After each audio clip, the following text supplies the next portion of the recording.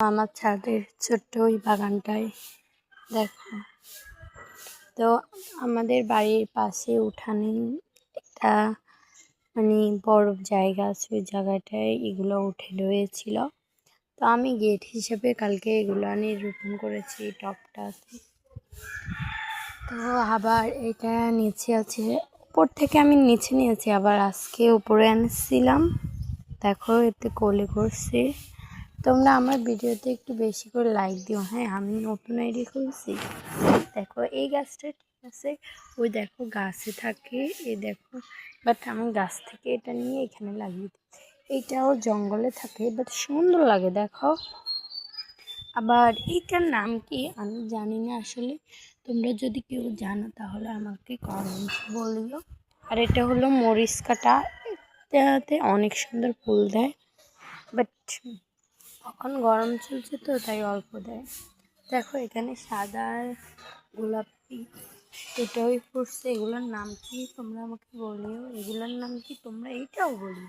আসলে এগুলো গাছ না, গাছের মতো। এগুলোর নাম রেইজি বলছিল একজন আপু, বাট আমি জানি না রেইজি নাকি অন্য কিছু। আর এটা হয়েছে দুধকচু গাছ, মানুষে বলে আর কি দুধকচু। আর এটা হচ্ছে লজ্জাপতি। দেখো লজ্জা পায় কীভাবে, দেখছো লজ্জা পায় কীভাবে। আর এটা তো বলছি, এটার নামটা আমাকে বলিও। দেখো গাঁদা, এই ফুলগুলো দেখো, গাছ এরকম গাছে সাদা।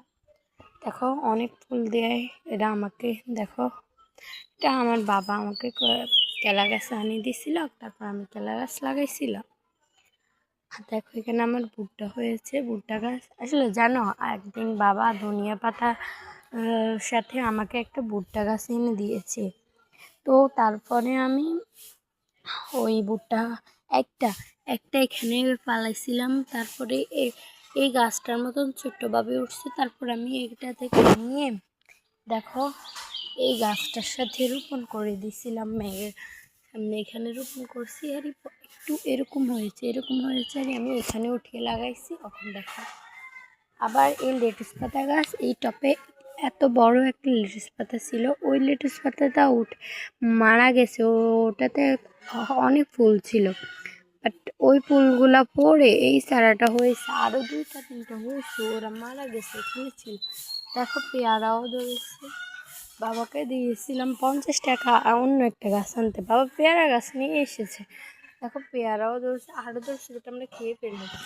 আর দেখো আমি এরকম একটা জবার ডাল ঢুকেছি, সেম এরকম। এটা টিকছে, বাট এটা এখনও হয়নি কারণ এটা সাদা।